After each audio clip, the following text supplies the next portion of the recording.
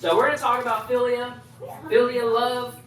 Okay? So first of all, we got to understand what kind of love are we talking about, right? What kind of relationships? I need y'all to listen. Micah, anybody? No talking to each other. If you want to talk, you can talk to me directly, and then I will tell you to be quiet, and then I will continue talking. I'm just kidding. Thank you. Appreciate it. Also, this is... No, I don't want to get sidetracked. Okay, anyway. So we're talking about philia. I just call it different. Anyway, we're talking about philia. So here is the definition of philia. Oh, no, sorry. Here's the question. What is philia? So on your notes, get ready to write it in. The definition. Here we go. Here's the definition. It's very simple. Brotherly love. Brotherly love. That is the simple definition of philia.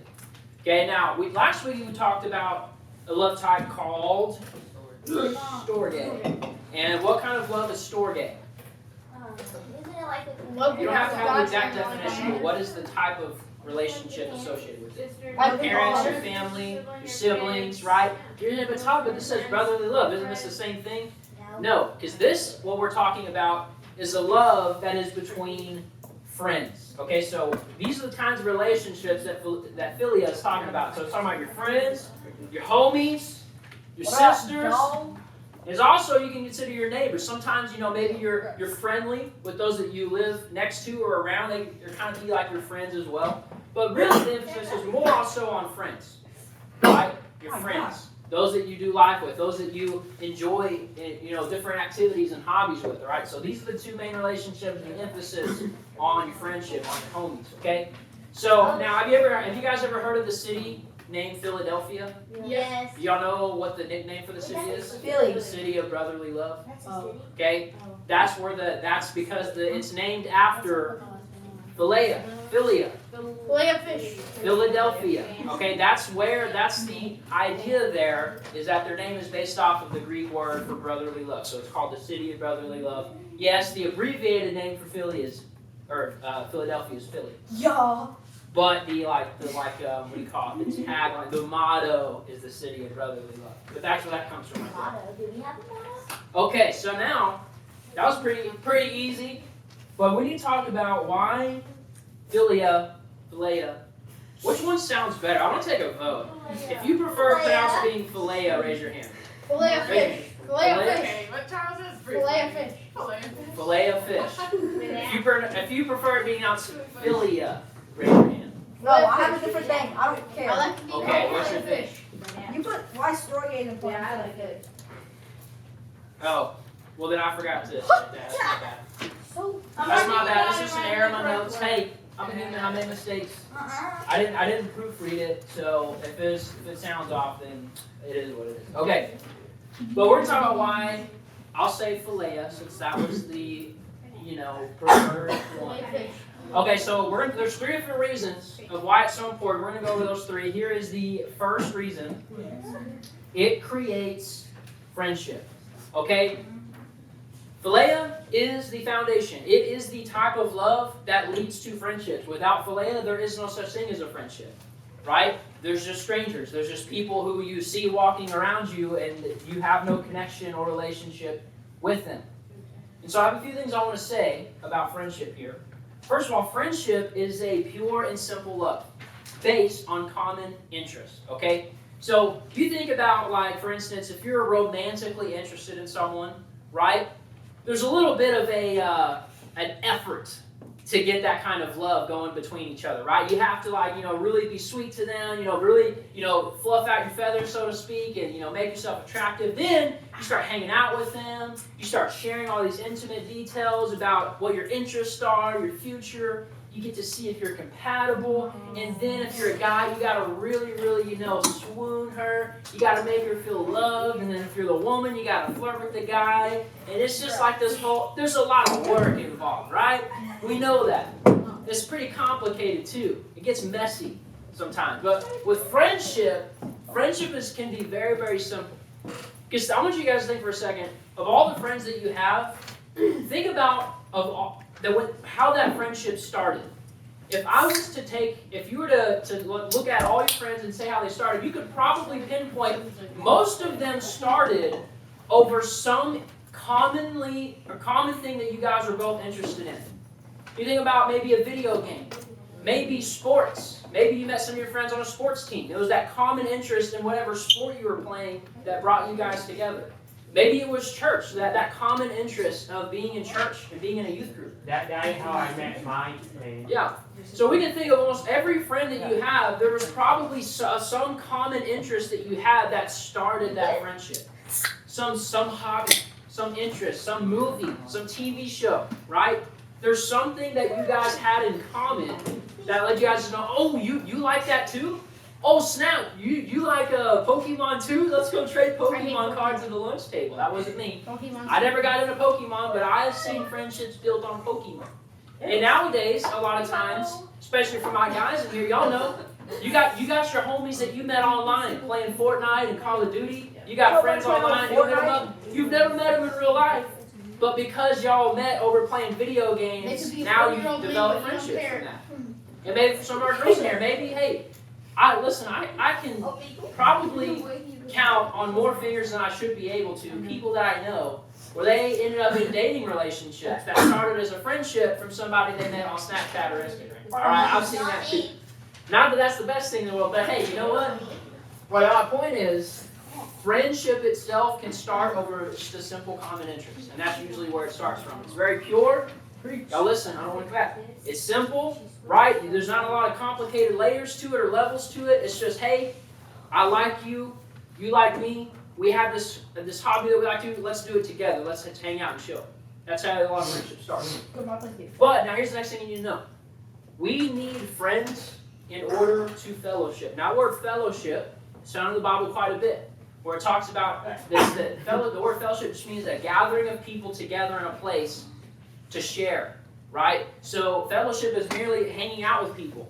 It's doing life with them. It's playing catch up with close friends and people that you know, right? So if you don't have friends, you cannot fellowship with other people.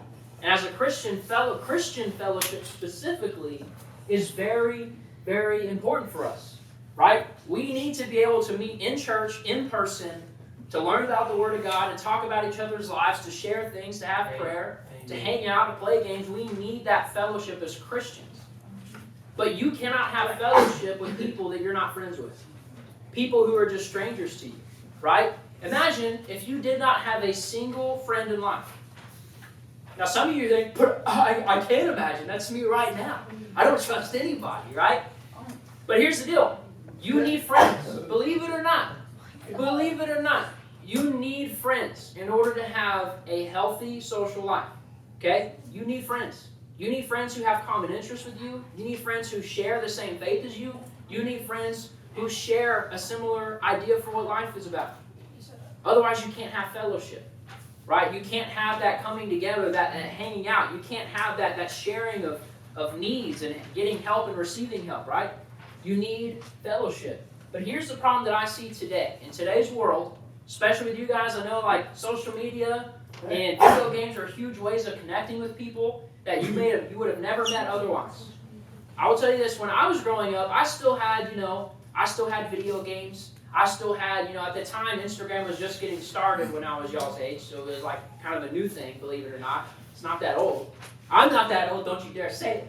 I'm only 24, all right? So my point is, I had social media too, so even me growing up, I still grew up around social media. Now, my dad, in his generation, they didn't have any social media.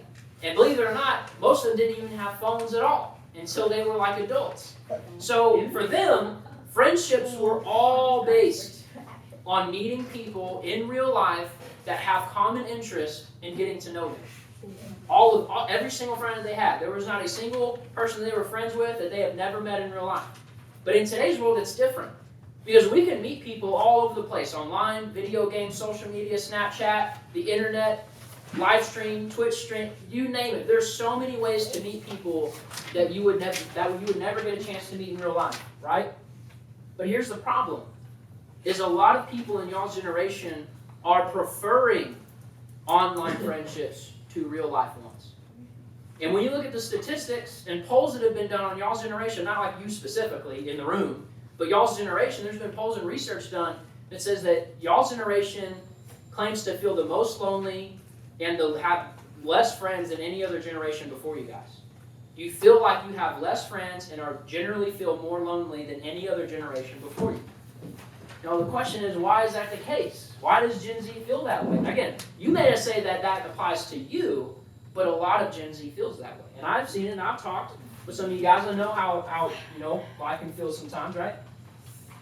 So a lot of people are trading off real friendships for online ones. Now listen, it's okay to meet people online, and when I say meet people online, I mean like through normal, healthy things, not illegitimate, inappropriate things. Y'all know what I'm saying? Yes. It's definitely cool to meet people on video games. I have people that I'm friends with, through playing Call of Duty and whatnot, and I don't even know what their real names are. I just call them by their gamer tag, and we just play video games, and it's like, that's cool, right? But I would never say to myself, these are my best friends in the whole world, and I trust them. I literally don't even know who they are. My friends in real life that I've met in person have so much more value to me in the sense that they are real and tactile. I can go and see them, hang out with them, spend time with them, and it's a little bit more intimate in that way. And it's very important that, listen, no matter where you meet your friends at, don't push off having friends in real life. Don't become a social recluse to the point where you don't have any real friends. That's not healthy. That's not good for you. It's not good for your development as a Christian, and it certainly is not good for your development as you get older in life. You need to have friends. Specifically, you need to have Christian friends. People that you can spend time with that will give you a good influence on you, okay? So loneliness is real without real friends. It's a real thing. But I've got a verse for you guys that I want to share. And it's going to kind of put some of this together. It's from the Bible, obviously, because it's a Bible verse. Romans chapter 12, verse 10, here's what it says. And this is a command. It says, love one another with brotherly affection. Outdo one another in showing honor. The Bible commands us, as Christians, we have to have brotherly affection for each other. In other words, you need to be friends with other Christians in your community. You need to be friends with them. Not you can if you feel like it. Not maybe you can be cool with people if you're in a good mood. No. Do it. People, now listen, I'm not expecting you guys to obviously be close personal friends with everybody who's a Christian in the town that you live in. That's not possible. That's too many people. But let's start small. Start with the church that you're attending. How many of you guys in here can say that you are at least friendly with everybody in this room? Friendly. Maybe you're not super close, you don't know each other super well, but hey, start in this room. I know when we do youth activities, it's very easy to stick with the group and the people that you know from school, and kind of you don't know them really well, you don't talk to them. That should not be the case. If any one of you guys were at a youth activity, there should be nobody sitting alone. There should be nobody being a recluse. We should all be able to be friendly and friends with each other at all times. We should have this brotherly affection. And for our ladies, sisterly affection, okay? That brother and sisterly affection, it's that simple, hey, we have a common interest. We're part of the same youth group. We're part of the same faith. We're doing the same activity. So why in the world would I, avoid other people who are like-minded and not socialize with them?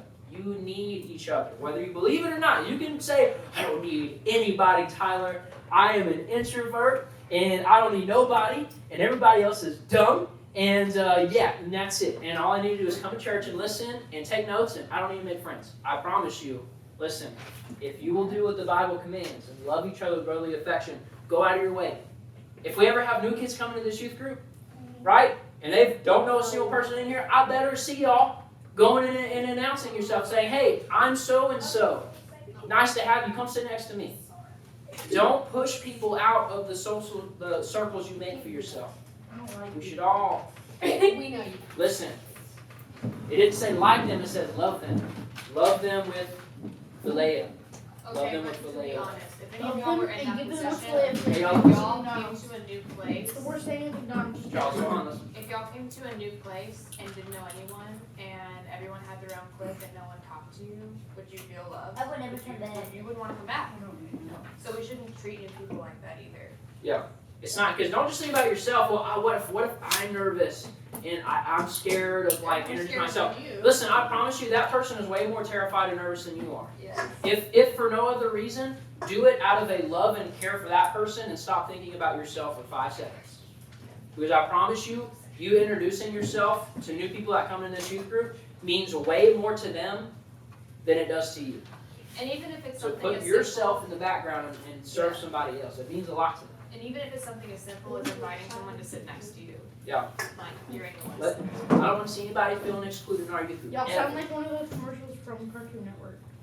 So anyway, I'm not saying you have to be best friends with everybody here. What I'm saying is you need to at least be friendly. You need to be able to show and demonstrate Philia type of love for your peers, all right? No matter if you know them personally or not. We good on that? Okay. And one thing also I will say, and y'all, I know that y'all probably had people in your life that you were friends with, that they said that they were your friends, but then something happened. Let's say maybe they got tired of hanging out with you. Maybe they found another clique to hang with, and all of a sudden they don't want anything to do with you anymore. They got too cool for you, or maybe they just weren't interested. We've all known people that we thought we were friends with, and they just kind of leave you. And it's like, what the heck is that about? I thought we were cool, right? There's a lot of people that their idea of friendship is merely, what can you do for me? Now, I will be friends with you if you make my life easier in some way. And hey, at school, one of the worst cases of this is when people pretend to be friends with that nerdy kid so that nerdy kid will help them with homework. Listen, I know some of y'all are probably guilty of that. And I know that some of you have been on the receiving end of that. That should not happen. As Christians, hey, one of the verses, hey, our theme verse for this year is Romans 12:9. This is 12:10. 12:9 says, let your love be genuine. Never fake being friends with people to get something out of them, because listen, if that's the way that you treat other people, if you're only nice to them because you want something from them, I promise you other people in your life will use you the same way. You're going to treat other people, and it's not just the nerdy kid at school that I'm talking about. Any friendship that you have should not be parasitical. It should not be, I'm going to be friends and be nice to them so I can get something from them. That's selfish. That's not friendship. Friendship is a shared common interest and a bond over something in common. And don't ever use people. And I don't care how lighthearted or innocent you think it is, it's not right to do that as a Christian. Listen, if you just want help on your homework, just go up and ask for help on your homework. Don't be pretending to be nice to people and then go and talk bad about them behind their back and make fun of them. It's unacceptable behavior from any Christian. Y'all got me on that? I want y'all to be genuine. And if you don't want to be friends with them, at least be nice to them. But don't go around pretending to be close to somebody when that's not what you mean. All right? I saw a lot of that in high school. Didn't like it. All right? I was not the victim of it. All right? I was the cool kid. All right? I didn't have anybody using me. And plus, I wasn't even that smart. So like, nobody wants to come to me. Hey Tyler, let me pretend to be your friend so I can make a B- on that test. Like, bro, that wasn't me. I'm just saying I hated seeing it. All right? I saw a lot of hopeful kids. All right? Okay, so here's the next thing. Here's the next reason why Philia is important. It's a source of unity. It's a source of unity. Okay, so the first thing we said, it's how friendships are created, but in this sense, we're going to go deeper. Philia is a source of unity. How? How, Tyler? How is that possible? All right? So, having friendship, okay, around a common faith and goal creates a strong bond. See, sometimes friendships can be started over something simple, a common interest over a hobby or entertainment or a movie. But when friendships are started around a common faith, your faith ought to be a lot more personal and deeper to you than your favorite movie. All right? Your faith ought to be more personal and meaningful to you than Fortnite or Snapchat. And any other way that your friendships might have started with other people, friendships started because you discovered each other through a youth group or through a ministry or through working and serving the Lord, those friendships by default are going to be more meaningful to you if you take your faith seriously. I can think of many people that I've met that once I found out they were Christians, it's a conversation just started about stuff about faith, and I felt as if, man, we are almost tight like this after 2 weeks of knowing each other.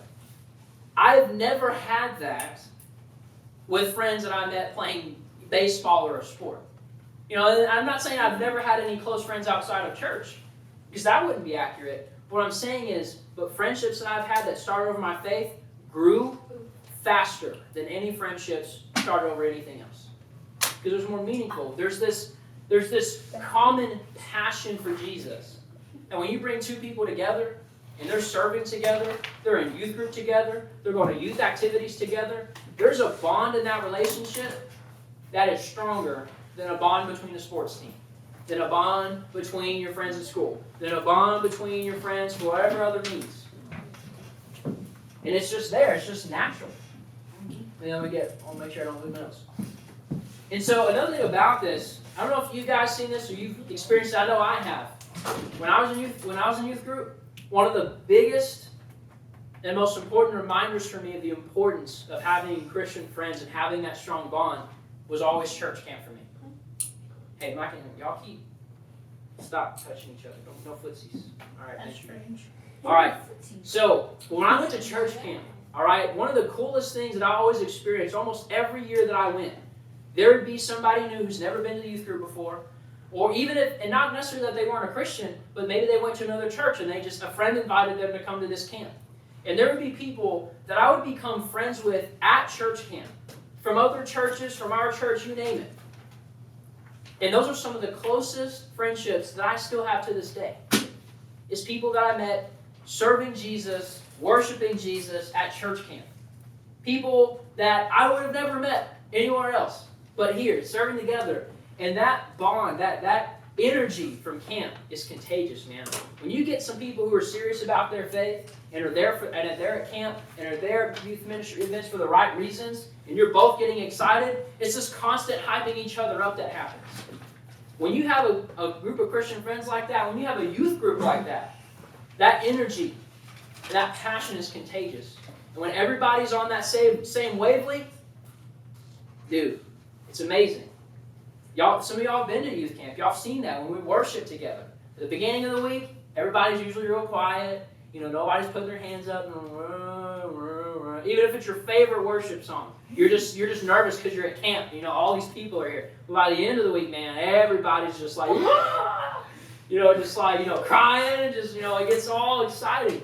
But we want to see that not just at camp. We want to see that in our everyday lives with close Christian friends. We want to see that strong bond. We want to see that source of unity. So in addition to that, so obviously, having a strong bond is results from having that common faith, but also that strong bond keeps you accountable. Okay? Think about this for a second. I know, Emma, you're on a sports team. Jacob is. Anybody else on a sports team right now? Playing sports? Okay, you guys. Okay. So one of the most, okay, I said, you want to name you all by name? Okay, now one of the important things that your head coach hopefully drills into you is the importance of working together as a team. We all know, listen, we have all heard the old saying, there's no I in team, right? We know that, all right? We get it. No one person is going to be the deciding factor for the entire team's success or failure, right? You think in football, maybe the quarterback has some importance, but at the end of the day, you have to work together as a team. You may have also seen and probably hate this, when one person on the team screws up or is late to practice or does something wrong and then everybody gets punished, everybody has to run, everybody has to do this. Y'all know how frustrating that is, don't you? That's offensive. You hate it. That's offensive. Yeah. I didn't do I said if you start I walking, wasn't there that then you have day. to all come back with Yeah. Anyways, I'm up, down, going so Yeah. let me go back. Okay, your coaches, I know, we've all seen it. I've experienced it. We all know. We all get frustrated. Because the first idea you have is, why can't they be punished? Why do we all have to be punished? They're the one that failed. Their coach goes, there's no I in team. What we do is, well, one person does, we all do, and one person is doing. Okay, but here's the ultimate principle your coach is trying to get across to you. Here's what you gotta listen. The coach is trying to get across to you that at any point in a game, if one person decides to stop giving it their best, they become what's known as the weakest link. If you have a chain, okay, and you're holding on, and so you're hanging off the side of the Empire State Building, and you have a chain that's hanging over, you're holding on to this for dear life. If one of those chain links is even half as strong as the others, that's going to be the spot where it snaps and you fall to your death. So every part of that chain, from the weakest link down, is going down. Even though the other chain links were doing what they were supposed to do, the weakest link breaks the chain. And so when you are working together as a team, you may think, well, if it's not an actual game, we shouldn't all be punished. But that's what your coach is trying to get across, right? In a game, you have to operate as a team. Everybody has a role to play. If you're playing baseball, everybody's got a very, very particular position, and you have to know it and play it well and give it your best. And when you screw up and you decide to not give it your best, the whole team suffers in the actual game. Practice, that's what it's there for, is to train you for the game. As frustrating it is to be punished simultaneously, that's the ultimate message there. And in the same way as Christians, what's different for us is that Jesus took our punishment on the cross. All the punishment for sin that we deserve, if we are saved and we're following Jesus, He's taken it on the cross. It's paid for. But what happens in a youth group when everybody's passionate, everybody's serving, everybody's on fire, everybody's doing what they need to do, and all of a sudden some of the lead people in the youth group, maybe even just one person, starts walking away from God. Starts going and doing things they ought not to do. Starts not going to church anymore. What kind of effect do you think that has on a youth group? On the morale of your friends who've been trusting in you, who've been serving with you, and all of a sudden you just ditch them? For what? Money? For a job? Working at Pizza Hut? Maybe get worse for partying? Going to those places you shouldn't go? Being in that relationship you shouldn't be in? And you ditch your friends while you're all serving together? What kind of effect do you think it has on a youth group? But see, as Christians, we naturally want to keep each other accountable. If you have a passion for Jesus, you're on fire for Jesus, and you have friends who are on fire for Jesus with you, when one of you starts to backtrack, you don't need to be punished yourself to know they need help. And I'm going to go after my friend, and I'm not going to let them fall back into this lifestyle of sin that they've started going away from. You reach in, and so that there's that accountability. When you have a strong bond with Christian friends in the same youth group, you don't want to see them fail. I as a youth pastor, don't have to punish you for you to care about your friends. You already care about your friends, if your heart's where it needs to be. So that strong bond that comes from that Philia love naturally helps you to keep your friends accountable and helps them to keep you accountable. Because you actually care about each other. You actually want each other to succeed, right? I don't have to force you to do it like your coaches do. So your coaches are trying to force you to care about that one teammate who's screwing up. The idea is by punishing all of you, maybe you'll get on that teammate's back and say, dude, stop messing up, stop getting the practice in, I'm tired of running for you. They're trying to force you into holding them accountable. But as Christians, we shouldn't have to do that. You should have so much of a natural love for your Christian friends that you want to hold them accountable out of love for them. Not just for your own selfish, I don't want to be punished. I'm tired of running snakes. I'm tired of lifting extra weights and being crushed. Right? We don't want to have that. We want to have genuine accountability. Okay, I got a verse. Proverbs 18:24. Here's what it says. I'll come back to the notes if you missed it. Proverbs 18:24 says, a man of many companions may come to ruin, but there is a friend who sticks closer than a brother.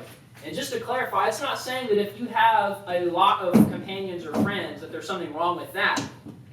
But y'all know the idea that not everybody who you consider a friend is like really a friend. Y'all think like millionaires and famous people, they have a lot of quote-unquote friends, but they're really just there for the money. they're really just there to get something out of them, right? We've seen that. We've all heard the stories of that happening to wealthy people, having a bunch of fake friends, right? This is what it's talking about. You can have all the companions, you can have all the people around you that you want. But listen, if those aren't your real friends, they're not going to save you from ruin. They're not going to save you. They're not going to come in to help you when things go bad. They're going to ditch you. But there is a friend who sticks closer than a brother. But there are real friends that you have that will keep you accountable, that do love you and want you to succeed. And hopefully, those are your Christian friends. They're the ones who you show brotherly affection for, that show it back to you. That's the kind of friends that are going to be there through the thick and thin. That's the kind of friends that are going to be the ride or dies. And they're not going to hesitate to call you out when you're getting off track. They're not going to hesitate to call out your sin when they see it, because they love you and they want to see you succeed. That's the kind of friendship that we ought to have with each other as a youth group.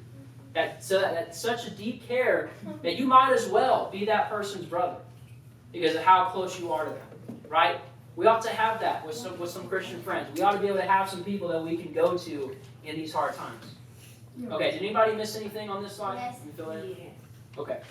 Oh, sorry, I totally forgot to say this. Well, no. That's the wrong one. Thank you. My bad. Here it is. This is the slide that we skipped. No, here we go. Okay, so did anybody miss anything? Strong bond keeps you accountable. Having friendship around common faith. Very strong bond. Proverbs 18:24. Yeah, where did I'm just going back in case anybody. You good, Kaden? What? You good? Got it? Yeah. Okay. Third point. This is the last one on regards to why it's important. It gives us people to lean on. It gives us people to lean on. And I don't mean like physically. Okay? I don't need none of y'all leaning on me. Only my wife can lean on me. Lean on Yeah. Charlie quickly. What I'm talking about is in times of trouble. So I have a few points here. So one, having friends carry burdens with you is more bearable than doing it alone. And just in case, for the Ferris kids, the burden means a struggle. You know, And bearable means you can tolerate it. Just to make sure. All right, just got to make sure I did some vocabulary check. I'm better at grammar than most of the Palmer kids here. Some of you guys, hey, some of y'all, hey, here's how you know if you're being undereducated. If your English teacher, if your English teacher is still giving you those, hey, no, listen. Teach you? If your English teacher is still giving you a vocabulary test where it's got the word bank in it, you're in trouble.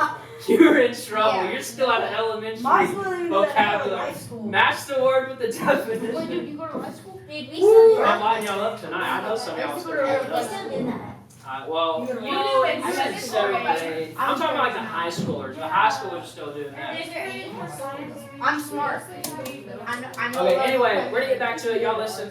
I got off track. I know. It's my fault. Finish the notes. But having friends carry burdens with you is more bearable than doing it alone. How many of you guys, raise of hands, have ever gone through something hard?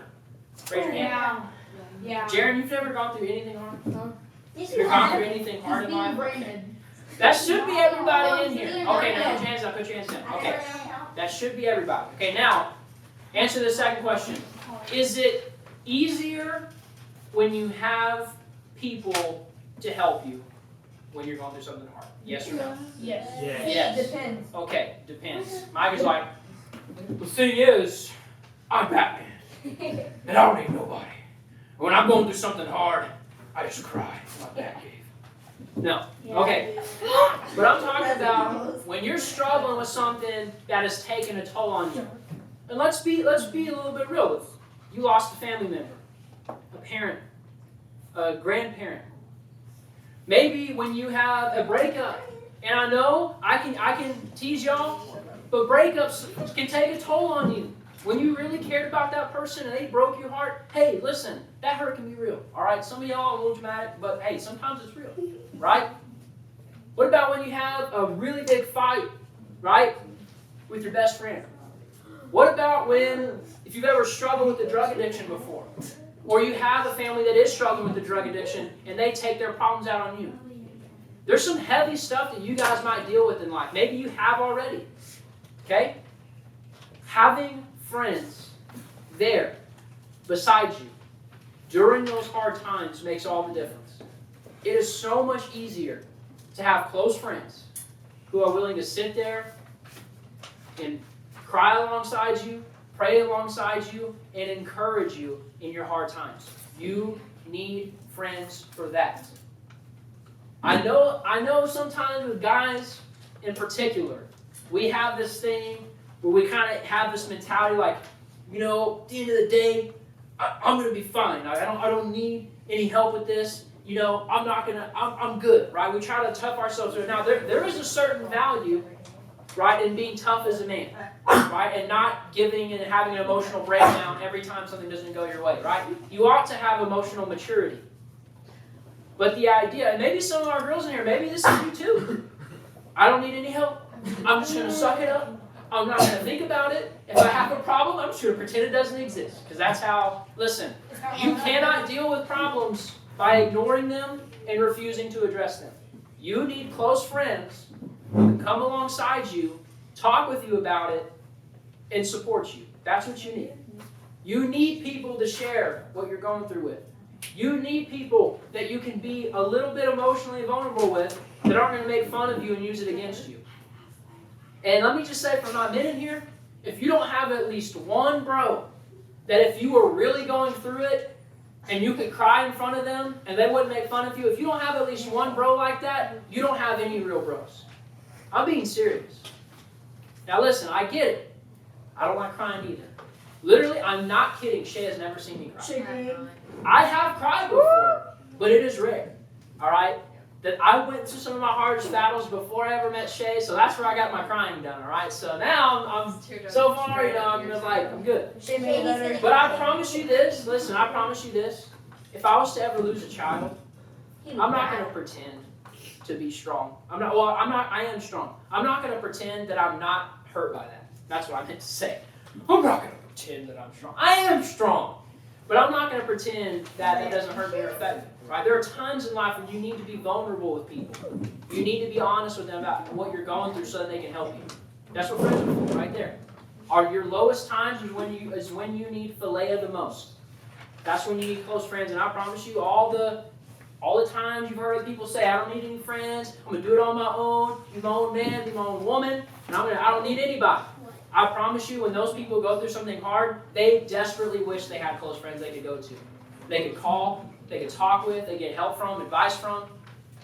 When you push people out and you decide, I'm going to live the introvert life to the fullest and I don't want to be close to anybody, low times hit you the hardest.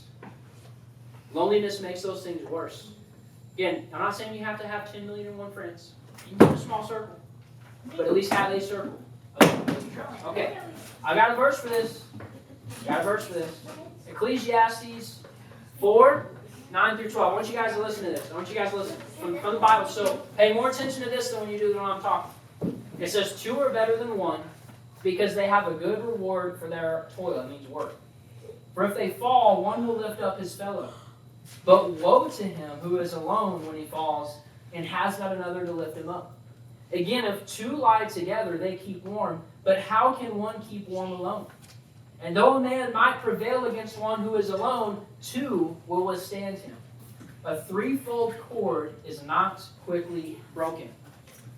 So, in this example at the very end, if you're being attacked by someone, maybe Micah can relate to this from his recent shenanigans at school, this little fight he had.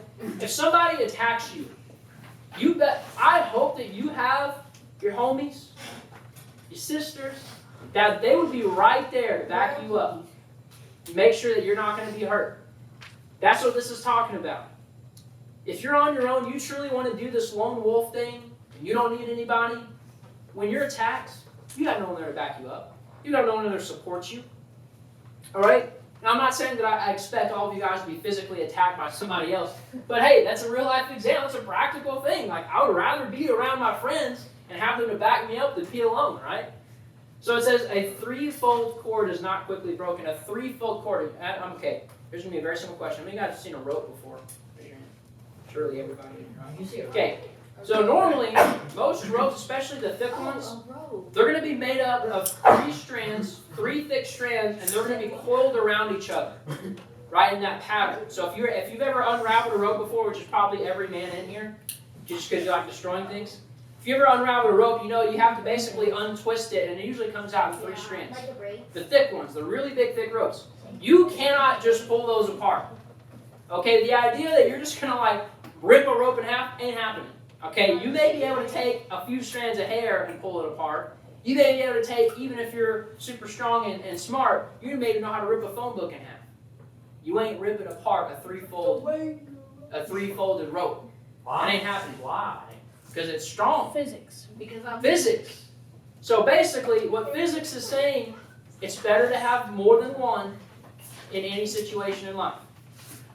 You're stronger. There's a bond that is a lot harder to break when you're doing things together, when you have the same passion, the same mission, and it's so much better when you're going through hard times. Okay, so let's talk about some biblical examples. I only got two. Okay, we're almost done. I got 2 examples from the Bible of relationships that I want to talk about, all right? The first one is David and Jonathan. Now, y'all know King David? No. David versus Goliath? Tell You me. say no. I said yes. No, you did say no. You did say no. Okay, so I'm going to read about this description of them real quick. So 1 Samuel chapter 18, verse 1 through 4. I'm not going to have it on screen, so you're just going to have to listen to me. 1 Samuel 18. Everyone, do y'all know? This is bad. I can't find my Bible. Oh my god. I don't know where I put it. Did you, Can you tell us to bring ours? did you leave it in I the- know. Wow. I know. It's like someone I thought it was in my fucking- car, but I went and checked my car, signed there. And I had Clayton go check for me because I didn't want to leave the room. And it's all out. I don't know. Maybe it's a Shay's car. Maybe Shay stole it. No, Jason is probably at Mimi's. I already checked it, Beans. That's the first place I checked. That's why I couldn't find it. Okay, anyway. Here's what it says about David and Jonathan. It says, as soon as he had finished speaking to Saul, the soul of Jonathan... Listen to this description. Hannah, Caitlin, y'all listen. The soul of Jonathan was knit to the soul of David. And Jonathan loved him as his own soul. And Saul took him that day and would not let him return to his father's house. It says, then Jonathan made a covenant with David because he loved him as his own soul. And Jonathan stripped himself of the outer robe that was on him and gave it to David and his armor and even his sword and his bow and his belt. Okay, so David and Jonathan meet. First of all, they're like teenagers at this point, right? And Saul is the king of Israel, right? So this is before David was king. So they meet up over the fact that, David wants to serve in the king's court. And so David and Jonathan become like best friends. They are truly ride or die. So that description there of that the soul of Jonathan was knit to David, they're so close, right? They're friends that stick closer than a brother. That's that description right there, right? So much so that he literally gave him his armor. He gave him his armor for battle. He gave him his outer layer of robes and said, man, this is yours. What I have is yours, man. You take it. You use whatever you need. Y'all have any friends like that? You come over to their house. You can be like, hey, man, I need to borrow some clothes. Oh, I got you, man. Here's the kicks. Maybe not the kicks. Here's the jacket. If you got friends like that, that's something special. But then, of course, you always, even sometimes, listen, I'll be honest, I had some friends that I tried to let them borrow some of my stuff, and it always ended up broken, or something was wrong with it, or some piece was missing, or, I don't care, I love you to death, Wow. you're not taking anything from my house ever again. Like, I don't trust you. This guy broke my But in this case, they actually did trust each other, all right? So it was a little better. So let's talk about David and Jonathan for a second. First of all, their love was pure and loyal, right? There was no, everything about their friendship was legitimate and genuine. They weren't using each other for anything. They weren't trying to, pretending to be nice so they could get something out of them. No, this was a pure and loyal friendship. So much so, in case you guys don't know this, King Saul eventually, when David was about to become king, decided to turn against David and sent the entire armies of Israel after David to hunt him down and kill him. This is Jonathan's dad who's doing that. And despite all of that, Jonathan and David were still best friends. As a matter of fact, Jonathan aided David to escape in safety while still serving his dad as king. Do y'all have friends that would do that? What? That if their dad was coming after you trying to kill you, if their dad was the president of the United States and was using the full might of the United States government to hunt you down, would that friend still be like, you know what, I don't care what my dad says, screw that guy, I'm helping you out. Well, I don't have a dad. That's a ride or die. That's a ride. I'm giving an example. All right, I'm giving an example. Hypothetical. That's a ride or die right there. All right. That's Jonathan and David. They're loyal to each other. Okay, y'all listen. Don't get sidetracked. They're also a healthy example of brothers. Now I want to talk about something for a second about Jonathan and David. You guys may have heard this. Hopefully not, because it's a stupid thing altogether. I have heard liberal Christians who affirm LGBT lifestyles make the argument that Jonathan and David were secret lovers, that they were actually gay. And they will point to a verse in the Bible where it says that when David had said something to Jonathan, he said, man, your love for me is greater than a love for a woman. Now, to a woman, that may sound suspicious, but can I just say, for my guys in here, we know exactly what we mean by that statement. Now, the crude way of saying that is bros before, y'all know how that goes. Yeah. That is what, simply put, that is all that is happening here. I want you to listen. This is very important. The relationship between David and Jonathan was brothers. That's how they viewed each other. There was no romantic business going on. They were not gay because they loved and cared about each other as men. It was not a romantic love. And this whole series is about creating very clear distinctions, hey, y'all listen, between different types of love. Philia love is not romantic. A love between friends is not the same as a love between a romantic partner. There's a lot of people in culture that make no distinction between those two things. And I've heard many, and that's why I think part of it is when guys say no homo, it's because there is a little bit of an insecurity that if they are too nice to each other or if they do something that somebody's going to perceive that as y'all secretly are like gay or something. And I can't tell you how many times I've seen like movies and TV shows where like there's two guys and they're friends and then these people will go over here and write fan fiction about how they're actually gay lovers. What is the obsession with normal healthy friends turning out to actually be sexually interested in each other? Why is our culture doing that? Why can't we just have close friendships with nothing else being associated with that? Don't you think it's a little perverted? That we can't just look at a friendship between two guys and just accept it for what it is? Why are people looking at that and going, no, they secretly were having sex together? Y'all see how perverted this is? Why would people's minds go there? That's clearly, listen, I promise you, David had dozens of wives. He wasn't gay. He wasn't gay. Like, oh my gosh, he had dozens of wives. I'm not kidding. If anybody's not gay, it's this guy. But we have a culture today, and here's the real problem, that wants to make innocent relationships seem sexualized. We have people that want you to think that if you have this love for your friend of the same sex, that, hey, maybe you're actually bi. And I've seen many young people who are like 13 years old be like, oh yeah, I'm bi, I'm this, I'm that. And you're like, why do you think that? I don't know, because I feel like I really love my friend the same. Bro, you're just a normal person who has friends of the same sex. You're not bi. Why? Okay, the love between friends is different than the love between romantic partners. And we're going to talk about that kind of love next week. That's eros. But philia is not sexual. Philia is not romantic. That kind of love is about a love of caring about someone and their needs and having a common interest.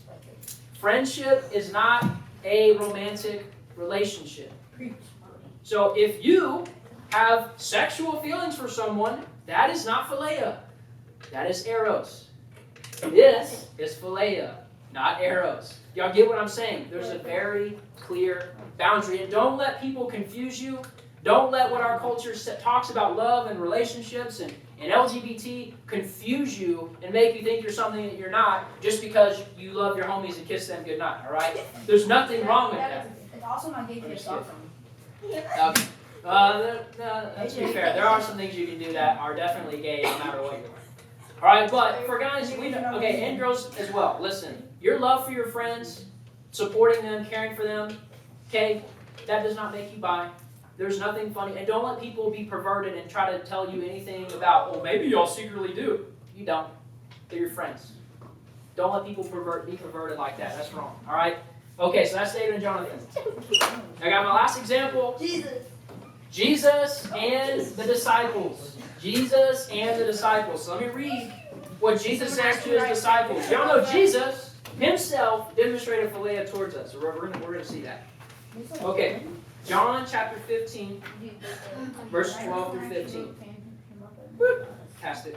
John 12. No, sorry, 15. Oh my gosh. Really bad. I really want my Bible back. I need it. No, you don't. I do. Oh, John 15. Okay, here we go. Here's what Jesus says. He says, "This is my commandment, that you love one another as I have loved you. Greater love has no one than this, than that someone lay down his life for his friends." And here's what Jesus says next. He says, "You are my friends. You are my friends if you do what I command you. No longer do I call you servants, for the servant does not know what his master is doing. But I have called you friends, for all that I have heard from my Father, I have made known to you." Jesus viewed his disciples as his friends, that he would die for them, lay down his life for them, be there for them, support them, do life with them. Jesus demonstrated friendship. Now listen, of course, God loves you, has an unconditional love for you. He has love for you and more than just as a friend, of course. He's God. He's ultimately, as far as authority goes, he is above us. So we're not equal to God, but he loves us and wants us to come to him and come near to him as we would a close friend. Jesus wants you to be able to be vulnerable with him. When you pray, Jesus, listen, he already knows your emotions. He already knows your thoughts. He already knows your heart. You don't have to put on this show when you pray and make it sound really good. Jesus wants you to pray to him and come to him just like you would a best friend. Obviously, we want to respect Jesus, but he doesn't need you to be formal. He doesn't need you to have to say the right things and have the right words. He wants you to come to him and trust him as you would a friend. Jesus told his disciples that when he was here on there in person. He wants the same for us. He wants us to understand that he does have philia love towards us. Ultimately, he's the reason that we even have Christian friendship. He's the one that created the faith that we get to have in common, right? He's the creator of philia, ultimately. And so, that's Jesus and the disciples. So if Jesus can demonstrate that kind of pure, innocent, friendship kind of love with his disciples, I'm pretty sure we ought to be able to do the same thing, right? With each other here in this youth group. Again, you don't have to be best friends with everybody here, but you guys ought to be friendly. You guys ought to be able to have at least a care for each other. You guys ought to be able to hold each other accountable more so than you would do on a sports team. And so, as a closing thought, I want to share this quote from C.S. Lewis. You guys ever heard of the Chronicles of Narnia? No. The book series and the movies? He wrote them. He's actually a Christian. Here's what C.S. Lewis says about friendship, and we're done. Y'all listen. He says, "Friendship is born at the moment that one person says to another, 'What? You too? I thought I was the only one.'" When you have that common interest, you have that common faith, that should be the source of your friendship. Okay? I want you guys to take these notes. By the way, I know I said previously, keep them here. No, take these notes home. And I want you to apply everything I just taught you guys to your life. I want you guys to be friendly with every Christian you come across. I want you guys to be ride or dies with each other. I want you guys to hold each other accountable. I want y'all to have a strong bond, to have unity. And remember, it's the weakest link that breaks the chain. And I would hate to see our youth group struggle because we have weak links and we don't come in to help them when they need help. Let's hold each other accountable. Let's love each other in a no homo way, literally. It's not anything. It's just simply, I care about you for your own sake. That's friendship right there. All right? So let me say a word of prayer, and we'll transition into some free time. So you bow your heads, close your eyes. Dear God, thank you so much for this day. Thank you for everything you've given us, God. I want to thank you for the gift of Philia love, God. The gift of friendship that you have created for us, God. And I pray that every person in this room truly goes after and tries to have genuine, healthy friendships, God, with other Christians. Of course, we are going to have friends with non-Christians too, but God, our true ride or dies are not going to be found out there in the world. they're going to be found with people who share the same God and the same faith. So God, help us as Christians to demonstrate brotherly love more so than anyone else around us. Help us to invite the newcomer in and welcome them to come and be a part of the group. Help us to go out of our way at school to make sure that we're different, that we're not just pretending to be friends with people to get our way or get something out of them. God, help us to have genuine affection than we would our own friends.